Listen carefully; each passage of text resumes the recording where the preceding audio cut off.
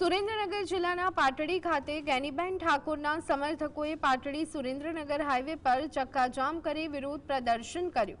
આ વિરોધનું કારણ social media પર વાયરલ થયેલી એક પોસ્ટ હતી, જેમાં ગેનીબેન ઠાકોરને વતન અને ધર્મના ગદ્દાર ગણાવવામાં આવ્યા।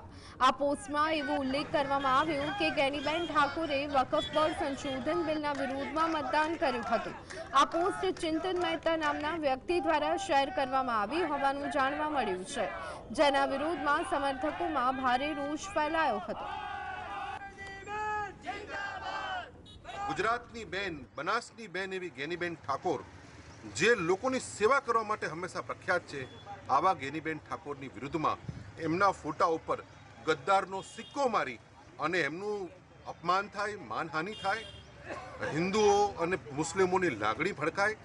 આવનાર સમયની અંદર પાટડી શહેરમાં અને અન્ય જગ્યાએ સુલે શાંતિનો ભંગ થાય, આ પ્રકારની હરકત એણે પોતાના પેજ ઉપર કરી છે।